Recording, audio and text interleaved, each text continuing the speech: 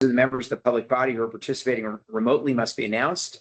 Jennifer, will you assist in that process? Yes. So from our executive committee, we have Joe Durant, Pam Reeve, Paige Fetzer-Borelli, and Secretary Eric Paley. And then from our board, we also have Secretary Jason Snyder and Brand Shim, who are on the call as well. Terrific. I'd like to remind everyone of the open meeting law procedures regarding public participation in this meeting. If anyone has notified the chair, they may make a video or audio recording of an open session of a meeting of a public body, subject to reasonable requirements of the chair, that's me. If anyone else intends to record the meeting, please indicate you will do so now. No person shall address a meeting of a public body without permission of the chair. Since we are not taking any questions or comments from the public during the meeting, members of the public may follow up after the meeting with Michelle Sweet, whose contact information is on the meeting notice, and she will direct your questions and comments to the appropriate staff member. Okay. Item one we have to address is the approval of the minutes from the February 11th meeting of the MassTech Executive Committee. We're going to call for a vote of approval for the February. Well, are there any questions or comments on the minutes? Continue our formalities then. We'll call for a vote of the approval for the February 11th meeting minutes. Because the meeting is virtual, we have to take a roll call vote. I probably do need a motion. Can I have a motion to approve the minutes? I'll move it, Secretary. And a second? Second. Okay, turn it back to Jennifer. Roll call. Okay. Joe? Yes. Paige? Yes. Pam? Yes. And Secretary Paley? Yes. Okay, motion passes. Okay, I will stop being so formal and take a pause to give the chair report. First, just want to thank the MassTech team for the continued excellent work they've been doing. I'm not sure if I don't see Ben on the call, but it is on the call. I want to just specifically call out the excellent work that and progress and the extraordinary number of miles he's driven on his car and number of engagements we've had around the SHIELD initiative. There's really been a tremendous amount of work there. I've been very lucky to participate in several of the sessions, including this week we held a session with startups trying to engage in the defense sector. And we really did learn a lot in that session. Some things, repeated things we've heard before, and then some things that were new and very, very interesting for us. But we continue to shine a spotlight on that sector, and the work of MassTech has been very important there. Some other important things going on today. We will have a report out on the budget, and we'll have a chance to respond on amendments. So that's I don't know if that's actually come out. I don't think it's come out just yet, or maybe it has. I'm seeing head nods. So it's come out, and I have not heard yet what the concerns or issues are, but that's hot off the press. Also, just to let people know, we are expecting in short order to introduce an economic development, sort of a mini economic development bill. The timing isn't exactly resolved, but it looks like we're converging, and it should come pretty shortly, which we're quite excited about, and foresees some pretty important investments that relate to the work of MassTech. So we're excited about being able to make those investments and support MassTech in various ways going forward, and supporting some of those sectors that we think are in particular big opportunities for the Commonwealth. There's so much other stuff going on, but at this point, I will pause there just to keep the meeting moving along and turn it over to our CEO, Carolyn Kirk, to give her report. Thank you, Mr. Secretary. Appreciate it. Two things. One is I will yield some of my time to Jennifer to cover an open meeting law matter. And then secondly, I have no further report, except happy to answer any questions about anything. So Jennifer, over to you. Okay, thank you, Carolyn. So we received another open meeting law complaint from Brian McCarter, which I circulated to the board along with a proposed letter.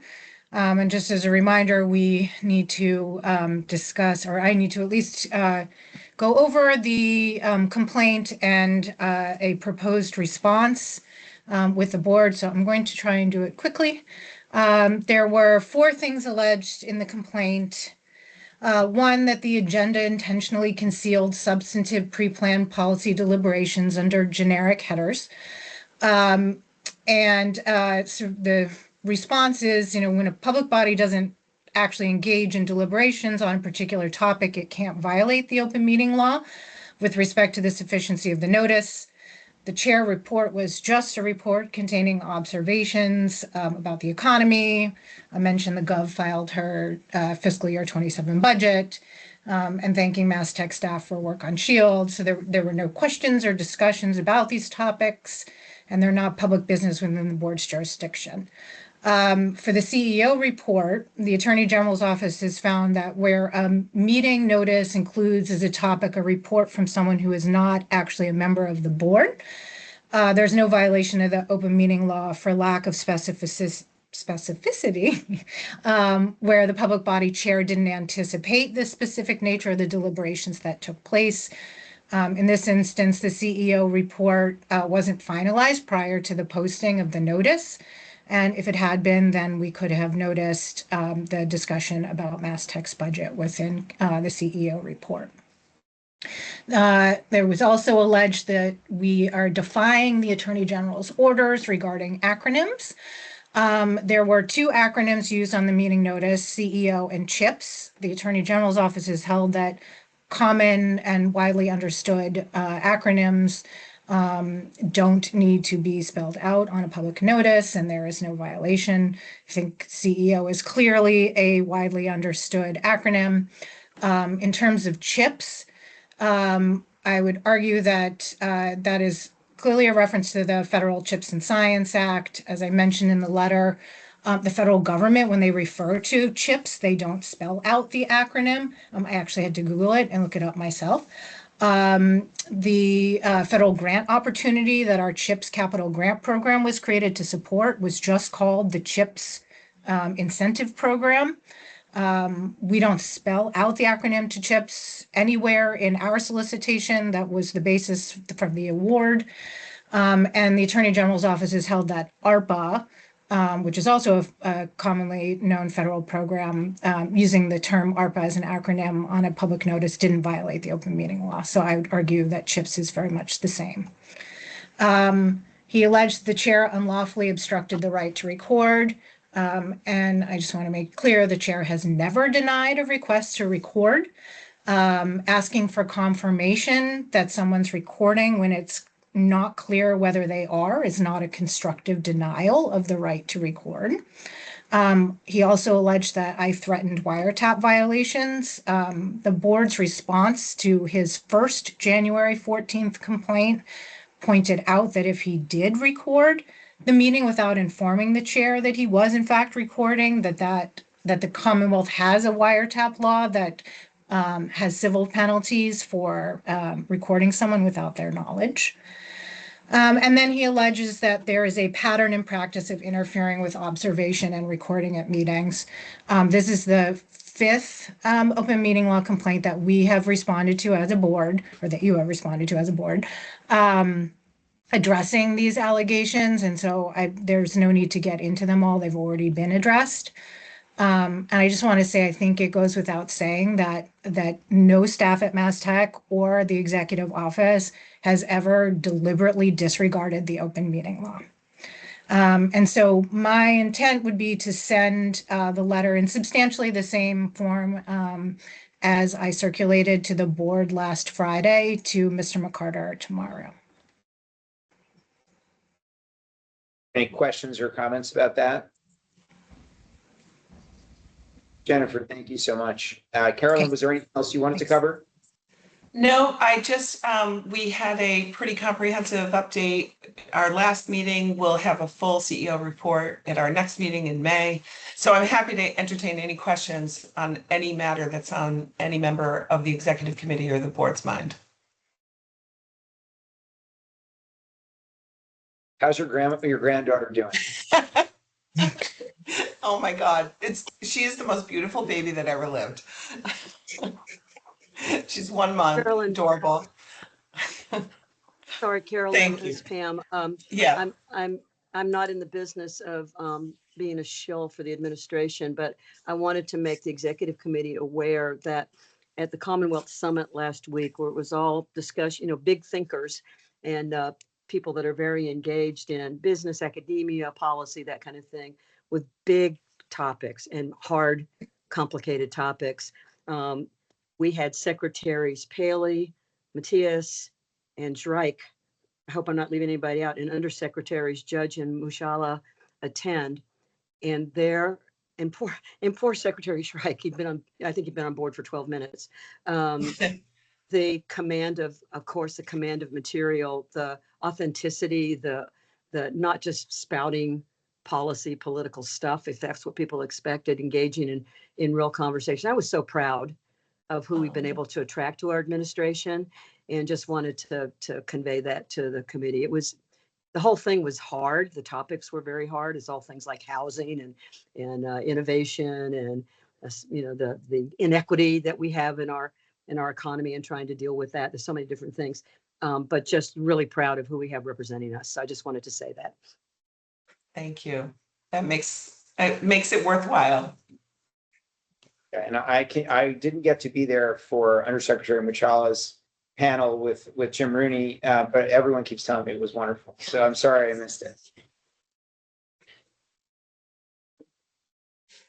Okay. Thank you, Pam. Very much appreciated, Pam. So we'll go to agenda item 4 now, which is the Innovation Institute's Robotics Digital Twin Program. We're going to talk about Blue Fusion and Northeastern University. And we're going to have Sharron Wall, Senior Director of Programs, present on this. And actually, well, okay, I'll let Sharron do the next intro. Thank you, Mr. Secretary. As you mentioned, Sharron Wall and my colleague, Raagini Rameshwar, who's our robotics program manager, is presenting with me as well.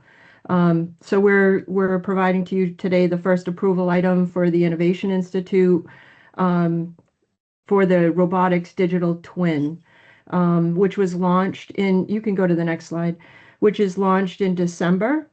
And the first access to the Mass Leads line item. And in this program, we're seeking to increase access to robotics tools for communities across the Commonwealth and boost the entrepreneur ecosystem with access to these tools. The 6 recommended awards feature high-impact digital twin use cases in priority sectors such as industrial robotics, civil engineering, energy, transportation, etc. There are only 2 approval award items for your motion today. The other 4 are under the CEO's delegated authority. The 2 that are seeking award approval today are Blue Fusion, Inc., as well as Northeastern for their 2 projects. At this time, just in the spirit of just making time for the committee, I'll pause so Raagini and I can answer any questions that any of you might have. I had a quick question. Could you help me understand, like on the user side of the digital twin, understanding that these 6 awards are creating digital twin for different robotics hardware purposes, but what does it look on the user side of who's going to be using the digital twins? What's the output of that? Raagini, do you want to take that one? Yes, absolutely. So the focus of this program was to, have these awardees create digital twins that are available for public use. And on the user side, that it's a variety. It could be as simple as downloading a couple files. It could be a little more complicated in following a tutorial. And the use cases are definitely different across all of the awards that we're looking at, anywhere from academia to other companies trying to automate their own processes to educational purposes as well. Got it. Is there any type of like I don't know the right way to ask, but on the output side, some type of proprietary agreement for public use of whatever comes out of the innovation. So it sounds like, anybody can leverage digital twins and benefit from it, which is great, and it adds to innovation.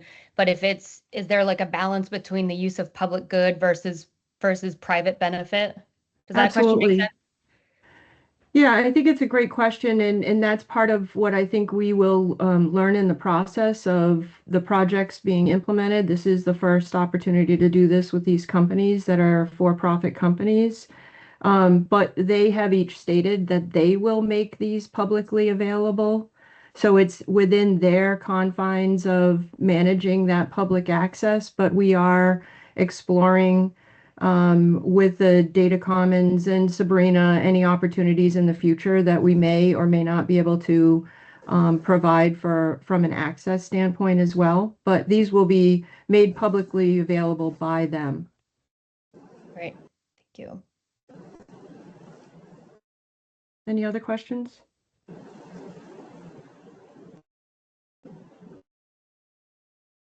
Okay, so do I have a motion to approve the language as we see here? So moved. Second? Okay, do I have a second? Not sure I heard. Second. Okay, let's go ahead and do the roll call. Okay. Joe, Yes. Paige, Yes. Pam, Yes. and Secretary Paley. Yes, Okay, motion's approved. thank you. Okay, so agenda item number 5 is the Innovation Institute, their Technology and Innovation Ecosystem Awards Program. And Pat Larkin will share some brief remarks on this, and we'll go from there. Secretary Pat is ill, so Still we're out. gonna, Okay. I think we're gonna jump right Direct to to Sabrina? Sabrina. Great. Yeah. Sabrina? Hi, Sabrina Mansur, and on behalf of Pat for the Technology Innovation Ecosystem Award Program with BU, you can advance to the next slide. This is an applied AI prototyping program. The design is for the award to go to Boston University through their Artificial Intelligence Development Accelerator Clinic, AIDA. And through this program, 10 students will be immersed in an 11-week experience with developing prototypes that are sourced from industry. So ultimately, it's providing the opportunity for closer ties between the academic institution, the industry partners, as well as the students, and trying to increase the stickiness for students as well to get into these industry environments to be able to build AI prototype projects. I'm happy to take any questions on the program.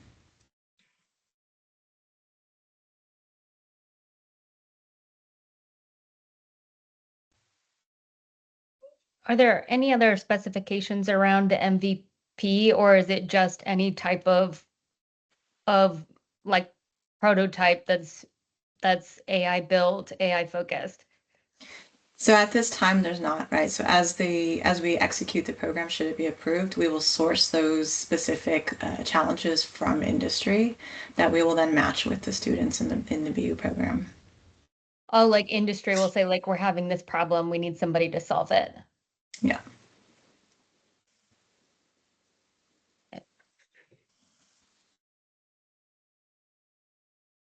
Okay, any other questions?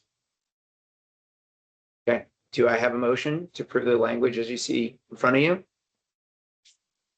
So moved. And a second? Second. Great, so let's go ahead and do the roll call. Joe, Yes. Paige, Yes. Pam, Yes. and Secretary Paley. Yes. Okay, motion passes. Okay, so we're going to go to agenda item number 6, the Innovation Institute Technology Innovation Ecosystem Awards Program. This one will pertain to Bridgewater. Sorry, am I missing one? I heard No. somebody say something. Okay, Bridgewater State University, and with Pat Larkin out, I assume it's going to be James Byrnes to to update us. Yeah, Or hi, Steve. James Byrnes. I help manage this program. This investment aligns well with the program's overall goal of strengthening clusters in the state, in this instance, the quantum computing cluster. It does also support previous investments, which have generated a lot of activity in this space. As many of you know, we're also developing a quantum supply chain accelerator in the Springfield area, which should be a major economic driver for this sector. Bridgewater has also been a great partner of ours. So enabling them to add this equipment and address quantum workforce represents another piece of the puzzle in terms of standing up the quantum computing cluster in the state, which looks to be a major economic driver going forward. We do have Stephen Hubbard from the Innovation Institute is more the subject matter expert on this, so he'll jump in with some specifics about the equipment and outcomes expected. Thank you, James. Good afternoon. I'm Steve Hubbard. The request from Bridgewater State University is for 3 pieces of equipment that largely extends their current expertise in photonics into our space in quantum and workforce development. They're requesting a tabletop optical quantum computer, a 2-qubit system just to demonstrate properties of quantum information. They're requesting a sensing system using what's called NV Diamond. It's the same material technology that many of our partners in state use, including at Lincoln Labs, including at MITRE, for quantum sensing. And they're requesting what's called quantum key distribution, which is a technology used in quantum cryptography that they can enable to expand their quantum curriculum outside of physics and engineering and into the computer science and cybersecurity fields where quantum has a rich application base. So these are the 3 pieces of equipment that they're looking to integrate into their existing undergraduate curriculum and in the future develop new programming around that. So with that, I'll pause and glad to take any questions from the committee.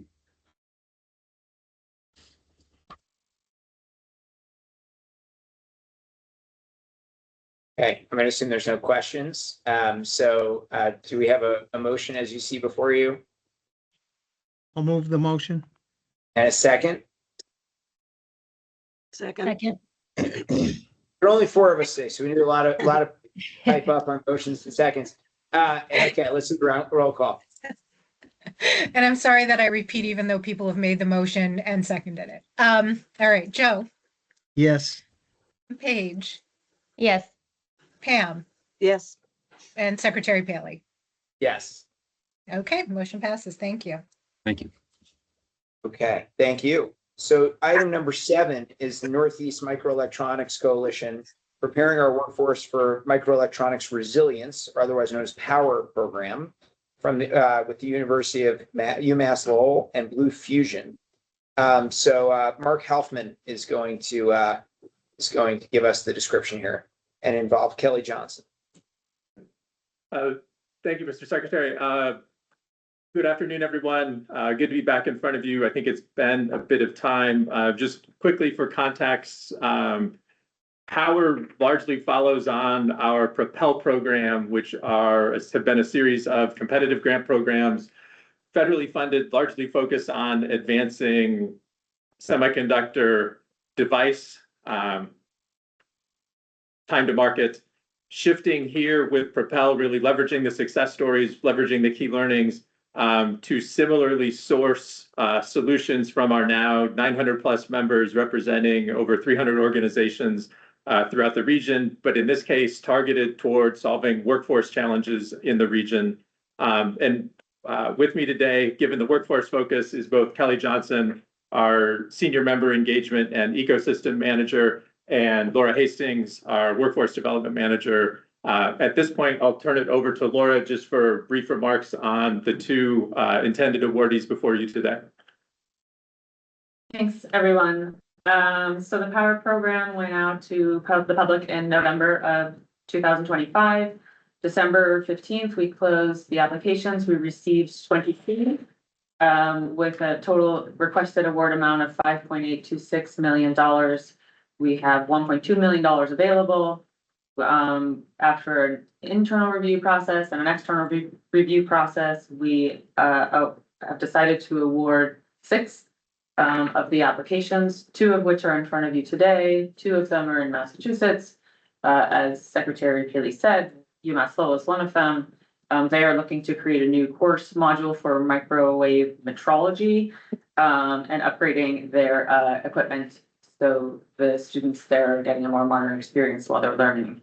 The second one is a company called Blue Fusion that is looking to create a training cohort of graduate students to produce reusable materials and curriculum for others in the NEMC ecosystem to utilize and to establish a repeatable internship and co-op pipeline for ongoing workforce development. Happy to answer any questions.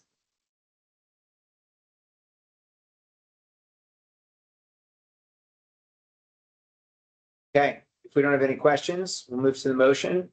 Or I should say, do we have a motion for the language you see before you? I'll move it. A second? Second. Okay, let's do a roll call. Joe, Yes. Paige, Yes. Pam, Yes. and Secretary Paley. Yes. Okay, motion passes. Okay, agenda item number 8 is our Center for Advanced Manufacturing. It's the Gillette Stadium rental agreement for the 6th annual manufacturing mashup, a highlight for everyone who attends. And we're going to have CAM Director Lily Fitzgerald speak about it. Thank you, Mr. Secretary. Good afternoon to members of the board and the executive committee. I'm going to turn this over to Austin Vella, the quarterback of the mashup, very shortly. One thing I'll just note, we are happy to be able to bring this to you now. It was a little bit delayed from where we thought it would be because of the World Cup. Scheduling this at Gillette Stadium was actually very complicated, and that did lead us to make sure that we were exploring every other option for where we could host this event in Massachusetts. And unfortunately or fortunately, we really did come up to the conclusion that Gillette Stadium is where we need to host this event. We could have had it at Fenway Park for more money with half the capacity, and the TD Garden is inaccessible for parking and equipment loading reasons. So we are in many ways tied to Gillette Stadium, but I think it really is a good venue and exemplifies the space. So that contract with Gillette is what is before you for consideration today. So I'll turn it over to Austin to expand on what we saw last year and what we're expecting this year. Awesome. Thank you, Lily. Yeah, thank you all for checking this out. So, I mean, really excited about the mashup this year. Again, it is the 6th annual manufacturing mashup. Dates back to 2021. We had our first mashup at Polar Park.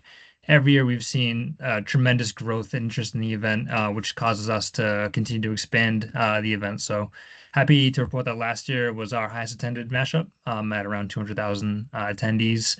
More students from high schools and colleges participating through the MassTech Innovation Challenge, and a unique opportunity to network with industry.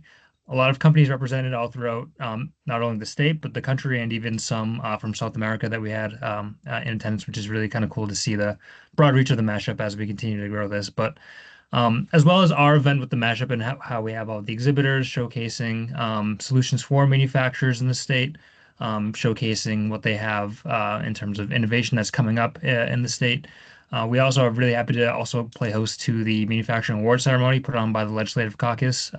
It's the 11th year of their award ceremony this year, and that brings together a great deal of legislators from the state to get to really kind of get their feet wet and see what's happening in their backyard. So very happy to continue that partnership at the manufacturing mashup as well. If you want to slide to the next slide here.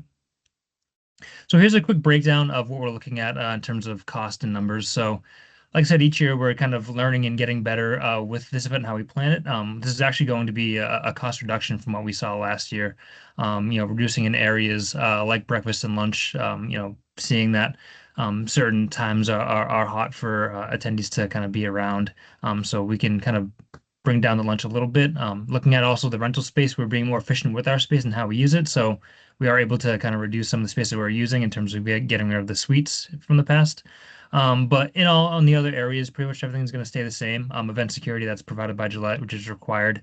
by the certain spaces that we're utilizing in terms of the Cross Insurance Club and the GP Atrium, and then the audio visual support. So having the logos on the jumbotrons, having the AV help that is necessary for our various presentations and keynotes and everything else like that.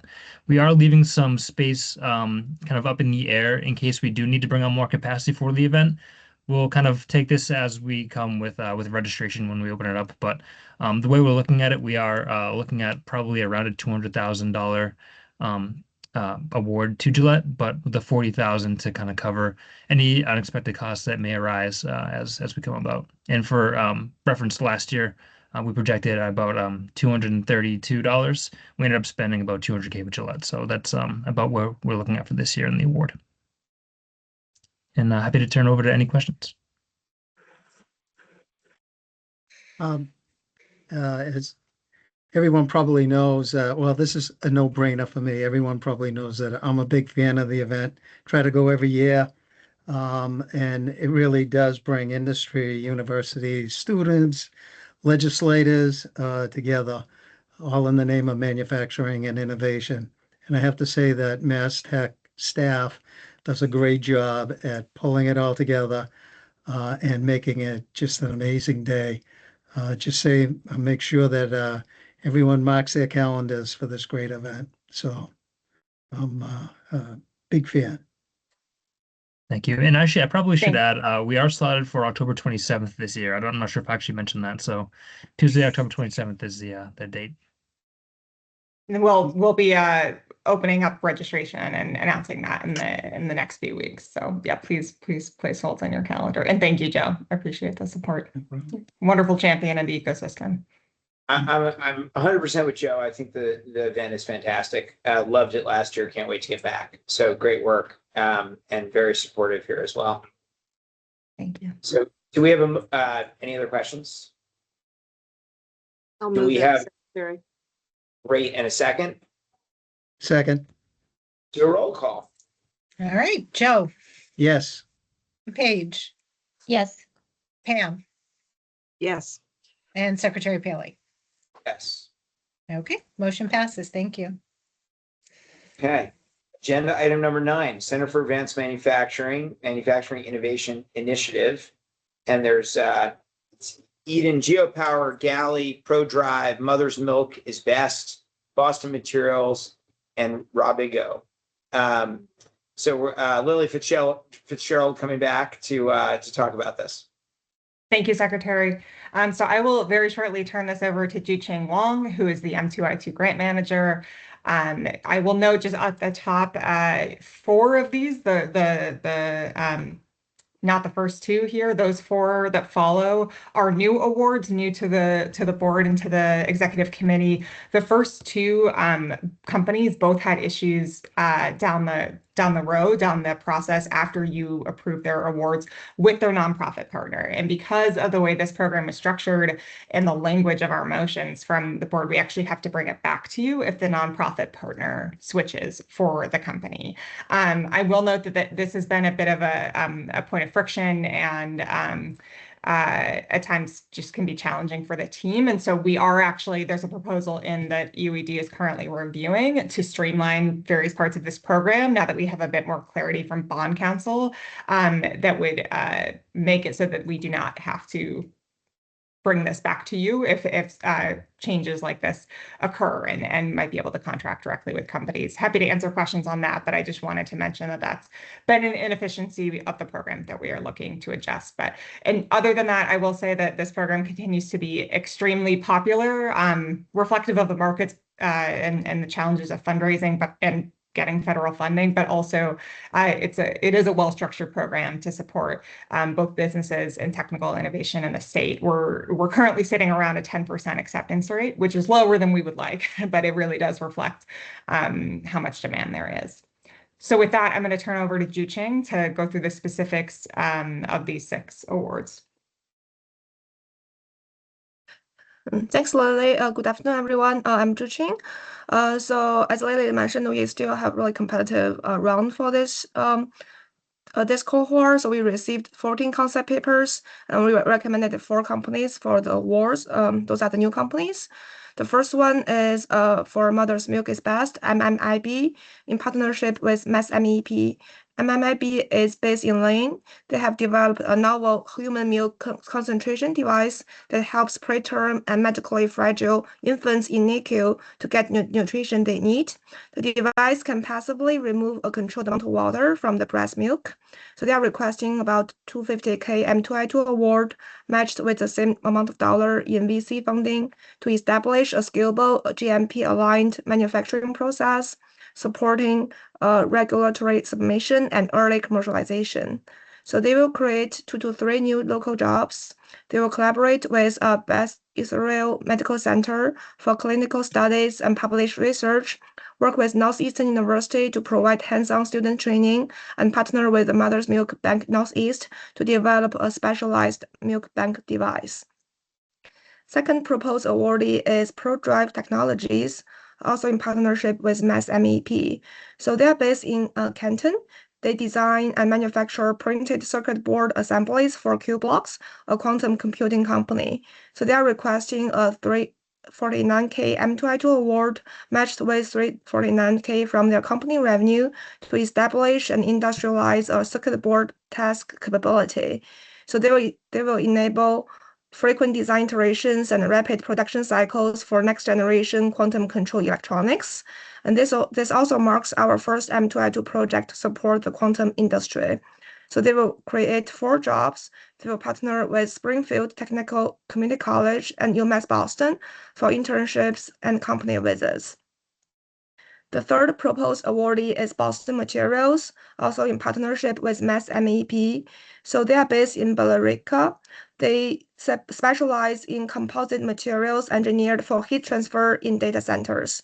They are requesting a 600K M2I2 grant matched with 3.1 million from VC funding to establish high-volume manufacturing capability for advanced composite films. These films can be attached to AI chips to significantly improve cooling efficiency in high-performance computing systems. The project is expected to create 60 jobs. They will collaborate with Shaoxing Valley Technical High School and Middlesex Community College for company visit and technology demonstrations. They will also partner with Northeastern University on co-op programs and funded PhD level research. The last one goes to Robigo in partnership with the Engine. They are based in Cambridge. They leverage microbial engineering and data science to create safe and environmentally friendly pesticides. They are requesting a 612K M2I2 grant matched with 960K from VC funding to scale up their in-house low-cost biomanufacturing capability. This will support they finalize their first 2 products and submitting the EPA dossier for commercial approval review. They will create 10 jobs. Robigo will participate in 2 STEM career events at regional agricultural high schools.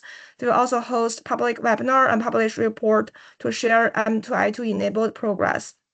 Also, they will participate in Massachusetts Agriculture Day at the State House. The above 4 are the new awardees that require approval, and we have 2 past awardees that require approval to change their nonprofit partner in the next slide. The first one is Eden Geopower, which received an award in July last year. They request to change their nonprofit partner from MIT to Greentown Labs. So just a brief recap, their technology creates fractures in subsurface rocks using electrical pulses to extract resources from the ground. They request 616K to develop pellet-scale downhole tools and pulse power devices and conduct field tests. The second one is Gali, which received an award in February. They request to change their nonprofit partner from the Institute of Cocoa and Chocolate Research to MassMEP. So Gali cultivates cocoa in modular low-cost bioreactors and producing high-quality and traceable products. They request 736K to build large-scale bioreactors and complete full process validation.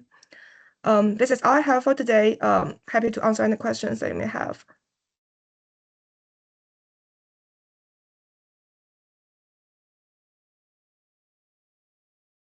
Okay, if there are no questions, let's go ahead and take a look at the motion. It's a long one, but everyone got in advance. So I hope we have do we have a motion to approve? Move it. I have a legal question for Jennifer, in terms of whether I should recuse myself because I'm on the board of Greentown Labs from that portion of the vote, Jen. Oh, yes. Yes, I can redraft a motion. We can take two motions and I can pull the Greentown one out. And we could vote on just Greentown separately, or you can just abstain from the whole vote. Whatever you Okay, want to why do. don't we'll extract Eden Geopower from this first motion. So we're going to do a motion that doesn't include Eden Geopower and in particular their partnership with Greentown Labs and all of the rest of the grants here. So do I have a motion for that? I'll move that. Okay, great. And a second? I'll second. Terrific. So Okay. let's do roll for that. The roll call for the one that does not have Greentown Labs in it. That would be, so Joe, Yes. Paige, Yes. Pam, Yes. and Secretary Paley. Yes. Okay, and Okay. now I'm going to request another motion specifically just for the Eden Geopower project and with Greentown Labs as their partner. Do I have a motion? I'll move I'll it. make the motion. Oh, good. Great. That sounds like a motion and a second to me. Let's go ahead and do a Yes. roll call on that. Okay, And Pam Joe. is excluded from this. So, well, I don't know if that's an abstention or just a disclosed exclusion. I think Pam should abstain. So I'll abstain. Yeah. Okay. Joe, Yes. Paige, Yes. and Secretary Paley. Yes. Okay, with Pam abstaining, the motion carries. Okay, we are at our 10th and last agenda item. The Broadband Institute's Digital Equity Partnership Program, Age Span, Bay State Health, City of Boston, Mass Hire, Metro North, Workforce Board, Mass League of Community Health Centers, and VinFen are the grantees. I'm going to turn it over to Jody Jones to talk about this.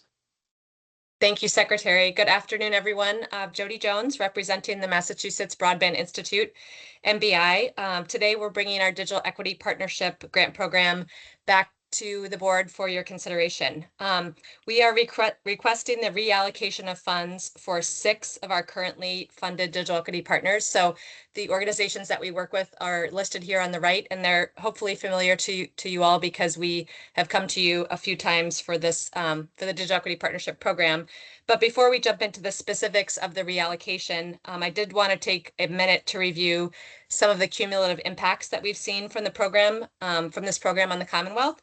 And in particular, I want to mention that between these 9 partners and their 120 subrecipients, we have seen almost 80,000 individuals who have received digital navigation services through this program. We also have enrolled over 5,400 residents in the Lifeline program, which we know broadband affordability is a really key issue in our state. So we're very pleased to see how many folks have been able to connect with the Lifeline program through the Digital Equity Partnerships Program.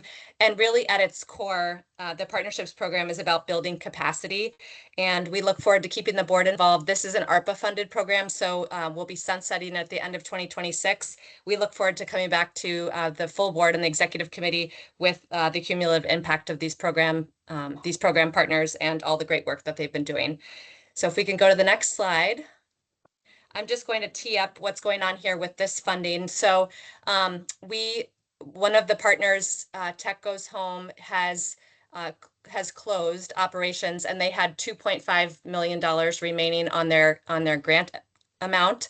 So we are today asking the board for approval to take that $2.5 million and reallocate it to 6 of the 9 program organizations. So that's the ones that Secretary Paley mentioned: VinFen, HBAN, Bay State, Mass Hire, Mass League of Community Health Centers, and City of Boston. So I'm going to turn it over to my colleague Caitlin Schubert, who's the program manager on this important program, and she will talk through the details. Thanks, Jody. Yeah, so we are here to request a reallocation of the 2.5 million remaining to these 6 partners. If you can go to the next slide. We are looking to award BinFen up to 500,000, HVen up to 400,000, Bay State up to 400,000, Mass Hire, North Metro North Workforce Board up to 500,000, Mass League up to 500,000, and City of Boston 225. Each of these partners will absorb outstanding commitments left by TechGoes Home's closure. Each of these partners has a very distinct geographical reach and or population that they're serving. BinFen works with populations with disabilities. HVen works with our aging population. Bay State works on behalf with the Alliance for Digital Equity out in Western Mass in our rural communities. As well as Metro North Workforce Board works with a lot of folks up in Lawrence counties and outside Boston, and Mass League works with our community health centers. And the city of Boston is also looking to absorb some of the work that TechGoes Home was doing with Emilio to work with our formerly incarcerated populations, as well as support folks in Boston who need support now that TechGoes Home is no longer there through their digital equity fund. Through these grants, it'll sustain up to 60 digital navigator jobs. What we've heard from a lot of our partners is that there's this huge need in their communities, but with the funding originally having sunset for their DNs this summer, this would actually extend them most of them through October or November of this year, which will make a huge impact. As Jody noted, we had almost 80,000 individuals impacted by digital navigators across the state. And so this will be a huge support to many residents across the Commonwealth. Where these funds are left over, these grantees are also prepared to do device distribution as well, which we're pretty confident that they'll spend down by the end of this year. So if anyone has any questions, happy to answer them. But that is what we're hoping to do today. Do you have details on those homes' closure? Yes. So they were unfortunately a victim of what a lot of organizations are feeling, the pressures of the funding environment changing. They had change in leadership. They had some operational difficulties, so they were no longer able to sustain. Is it like operational difficulties that provide some lessons learned for these other organizations that are, in the same space, facing the same challenges and environment? Yeah, that is a good suggestion. And I think, yes, this is all happening this has been the last couple of months. So there's, we've been talking to TechGoes Home and really trying to understand what happened. And we will be wanting to extend those lessons and also for ourselves too, in terms of how everything occurred. I think too, to note as well, TechGoes Home was very specialized and focused in the digital equity space and digital literacy space. All of these other partners do more than just that realm. Like this is a component of what they do. And so where I think they're a little bit different from TechGoes Home, but definitely lessons can be learned from that as well. Any other questions? Okay, so let's take a look at the language on the motion. Great. So do we have a motion from anyone? I'll move it. And a second? Great. Let's go to roll call. Joe, Yes. Paige, Yes. Pam, Yes. and Secretary Paley. Yes. Okay, motion All passes. right. Thanks everyone for your attention to all of these different terrific projects. Grateful to the MassTech team. I know it takes a tremendous amount of work and then we rattle through them one by one as if they don't all deserve way more time than they get, but we're grateful for the hard work that you do, making sure we're putting the investments in the right place and supporting the right programs. But with that, the agenda items are complete and we can adjourn the meeting, without a motion. So just a thank you to my fellow board members for your time today. Thank you, Secretary. Thank you. Thank you. Carolyn Thank and you. Pam, can you guys stay on for a second? Sure.